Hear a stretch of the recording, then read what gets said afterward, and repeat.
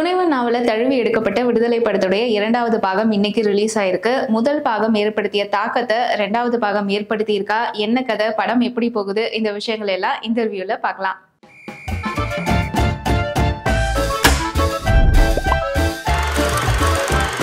அருமாபுரி அப்படிங்கிற கிராமத்துக்குள்ளார அதிகார வர்க்கம் கிளப்பக்கூடிய பிரச்சனைகளை எதிர்த்து மக்கள் தங்களுடைய எதிர்ப்பை பதிவு செய்வாங்க. இதுக்கு அந்த ஊருக்குள்ள இருக்கக்கூடிய ஒரு மக்கள் படை துணை செய்யும். இந்த மக்கள் படையுடைய தலைவரா பெருமாள் வாதியார், அதாவது விஜய் சேதுபதி இருப்பாரு. ஸோ அதிகார வர்க்கத்துக்கு பல பிரச்சனைகளை மக்கள் சார்பில் கொடுக்கக்கூடிய இந்த படைத்தலைவரான மக்கள் படைத்தலைவரான பெருமாள் வாதியாரை பிடிக்கிறது அப்படிங்கிறது அதிகார வர்க்கத்துக்கு, அதாவது காவல்துறைக்கு பெரிய சவாலான ஒரு விஷயமா இருக்கும். இந்த சவாலை எல்லாம் மீறி மக்கள் படை தலைவரான பெருமாள் வாதியார் காவல்துறை கைது செய்வாங்க. சோ அவர்கிட்ட விசாரணை செய்யும் போது பெருமாள் வாதியார் ஏன் இந்த விஷயங்களை எல்லாம் செய்யறாரு, இதுக்கு பின்னாடி இருக்கக்கூடிய காரணங்கள் என்ன, எங்க இருந்து இந்த விஷயம் ஆரம்பிச்சது, சோ இந்த மாதிரியான விஷயங்கள் எல்லாம் சொல்ற ஒரு முடிவா தான் முதல் பாகத்துடைய முடிவு இருக்கும். இதனுடைய தொடர்ச்சி தான் விடுதலை பாகம் 2 கதை.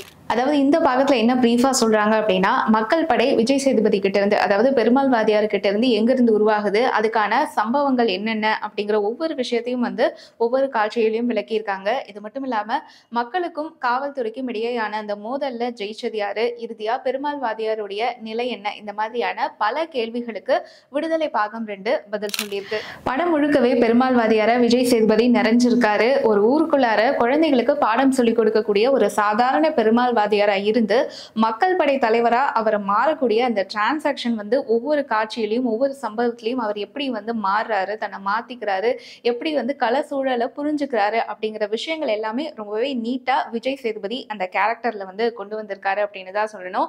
குறிப்பா படத்துடைய ஆரம்பத்துல அவர் அந்த முடிவு எடுக்கிறதுக்கு, அதாவது தன் வாத்தியார் வேலையிலிருந்து விலகி மக்களுக்கான பணியை செய்யணும் அப்படிங்கிற அந்த முடிவை அவர் எடுக்கிறதுக்கு காரணமா ஒரு சம்பவம் அமையும். ஸோ அந்த ஒரு போர்ஷனை படத்துடைய பிகினிங்லயே வச்சது அப்படிங்கிறது ஒரு பெரிய பிளஸ் அப்படின்னு தான் சொல்லணும். ஸோ அந்த ஒரு சின்ன போர்ஷன்ல கருப்பன் அப்படிங்கிற கேரக்டர்ல கென் நடிச்சிருப்பாரு.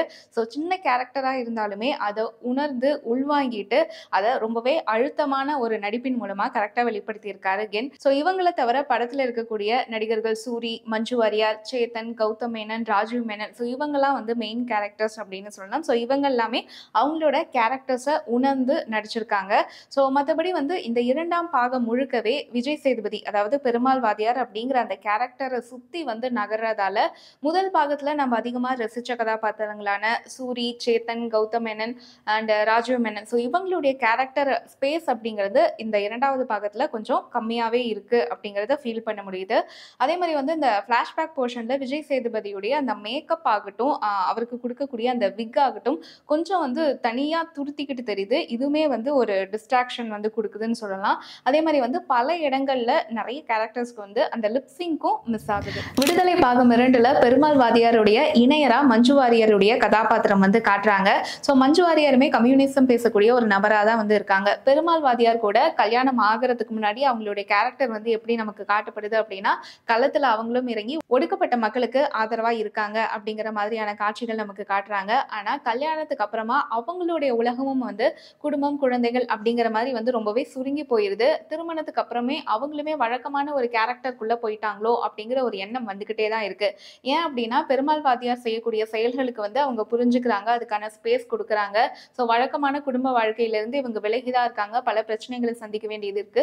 ஸோ இது எல்லாமே அவங்க புரிஞ்சுக்கிட்டு அந்த குடும்பம் அப்படிங்கிற அந்த அமைப்புக்குள்ளதான் இருக்காங்களே தவிர திருமணத்துக்கு அப்புறமா அவங்க களத்துல இறங்குறாங்களா, அவங்களுக்கான விஷயங்கள் எவ்வளவு தூரம் பண்ணிக்கிறாங்க அப்படிங்கிற காட்சிகள் ரொம்பவே குறைவாகவும் அழுத்தம் இல்லாமலையும் இருக்கிறது ஒரு மைனஸ். பண்ணையார்கள் தங்களுடைய அதிகாரத்தை பயன்படுத்தி கீழ்சாதி மக்களை எப்படி கீழ்த்தரமா நடத்துறாங்க, அதுக்கு அவங்க ஆற்றக்கூடிய எதிர்வினைகள் என்னென்ன, கணவன் மனைவி எப்படி இருக்கணும், தாழ்த்தப்பட்ட சாதியை சேர்ந்த ஒருத்தர் உயர் சாதியை சேர்ந்த பெண்ணை காதலிக்கும் போது வரக்கூடிய விமர்சனங்களுக்கு பதில் என்ன, அதிகாரத்துல இருக்கிறவங்க தங்களுடைய அதிகாரத்தை பயன்படுத்தி, அதாவது அதிகார துஷ்பிரயோகம் பண்ணி அலட்சியமா நடத்தக்கூடிய கொலைகள் அப்படிங்கிறது சரியானதா, இந்த அதிகாரத்துக்கு சாதியம் எப்படி துணை போகுது, இந்த விஷயங்களை எல்லாம் சமரசம் இல்லாத திரைக்கதையா கொண்டு வந்திருக்கக்கூடிய இயக்குனர் வெற்றிமாறனுக்கு இந்த படத்துல வாழ்த்துக்கள் தான் சொல்லணும். கம்யூனிசம் பாதையை தேர்ந்தெடுக்கிறதுக்கு பெருமாள் வாதியாருக்கு என்ன மாதிரியான சம்பவங்கள் எல்லாம் தாக்கத்தை ஏற்படுத்துச்சு அப்படிங்கிறத அதே தாக்கம் குறையாம ஆடியன்ஸுக்கும் டிரான்ஸ்ஃபார்ம் பண்ணியிருக்காங்க. அதே போல இந்த கம்யூனிஸ்ட் கம்யூனிசம் தொடர்பாகவும் இந்த மக்கள் அதிகார வர்க்கத்துக்கு எதிராகவும் பெருமாள் வாதியார் பேசக்கூடிய பல வசனங்கள் வந்து டு த பாயிண்டா இருக்கு. அதே மாதிரி இளையராஜாவுடைய பின்னணி இசை, குறிப்பா தினம் தினம் பாடல்லாம் வந்து படத்துடைய பிளஸ். அதே மாதிரி ஒவ்வொரு கதாபாத்திரமுமே வந்து அந்த கதாபாத்திரத்துக்கு என்ன சுவாரஸ்யம் கூட்ட முடியுமோ, அவங்களுடைய மனநிலை என்ன, அந்தந்த சூழ்நிலையை பொறுத்து அவங்க எப்படி மாறுறாங்க, ஸோ இந்த விஷயங்கள் எல்லாம் ரொம்பவே வலிந்து திணிக்காம கதையுடைய போக்குல கொடுத்திருக்க விதம் அப்படிங்கிறது பார்க்கறதுக்கு நமக்குமே என்கேஜிங்கா இருக்கு. அதே போல பெருமாள் வாதியார் பேசக்கூடிய பல வசனங்கள் வந்து டு த பாயிண்டா இருந்தாலும் சில இடங்கள்ல வந்து ரொம்ப பேசிக்கிட்டே இருக்காரோ அப்படிங்கிற மாதிரியான ஒரு விஷயத்த வந்து கொடுக்குது. பார்க்குற ஆடியன்ஸுக்குமே வந்து அந்த விஷயங்கள் வந்து டயர்டா இருக்கு. 2.25 மணி நேரம் ரன் டைம் அப்படிங்கிறது இந்த விடுதலை பாகம் 2க்கு ஒரு பெரிய மைனஸ் அப்படின்னு சொல்லணும். ஏன்னா ஷார்ட் அண்ட் கிறிஸ்பா டு த பாயிண்டா முடிக்கிறதுக்கான சாத்தியக்கூறுகள் பல இடங்கள்ல இருந்தும் இந்த இவ்வளோ பெரிய ரன் டைம் அப்படிங்கிறது பார்க்குற ஆடியன்ஸையுமே பல இடங்கள்ல பொறுமையை சோதிக்கக்கூடிய ஒரு விஷயமா தான் இருக்கு. அதே மாதிரி வந்து நேத்து டைரக்டர் வெற்றிமாறன் வந்து ஒரு போஸ்ட் போட்டிருந்தாரு. இந்த மாதிரி ரொம்ப கஷ்டப்பட்டு கடைசியில ஒரு 8 நிமிஷத்துக்கிட்ட படத்துடைய ஒரு ரன் டைம் வந்து குறைச்சிருக்கோம் அப்படிங்கிற மாதிரி வந்து சொல்லியிருந்தாரு. ஸோ அந்த ஒரு விஷயமே வந்து பல இடங்கள்ல வந்து, அதாவது இந்த எடிட்டிங் அப்படிங்கிறதுமே வந்து பல இடங்கள்ல பிசிறு தட்டக்கூடிய ஒரு விஷயமா இருக்கோ அப்படிங்கிற ஒரு இதுவும் நம்மளால ஃபீல் பண்ண முடியுது. அதே மாதிரி அதிகப்படியான வைலன்ஸ் இருக்கிறதுனால கண்டிப்பா குழந்தைகள் பார்க்கக்கூடிய படமா இது இருக்காது. ஸோ விடுதலை பாகம் 1 நீங்க பார்த்திருந்தீங்கன்னா அதோட கண்டினியூட்டி அதே மாதிரியான ஒரு தாக்கம் வந்து கண்டிப்பா இதுலயும் இருக்கும். ஆனா விடுதலை பாகம் 1 பார்க்காம டைரக்டா விடுதலை 2 பாக்குறீங்க அப்படின்னா கண்டிப்பா உங்களுடைய பொறுமையை சோதிக்கக்கூடிய படமா தான் இது இருக்கும். ஸோ படம் பார்த்திருந்தீங்க அப்படின்னா உங்களுக்கு பிடிச்ச விஷயங்கள் என்ன, பிடிக்காதது என்ன அப்படிங்கறத கமெண்ட்ல எங்க கூட ஷேர் பண்ணுங்க.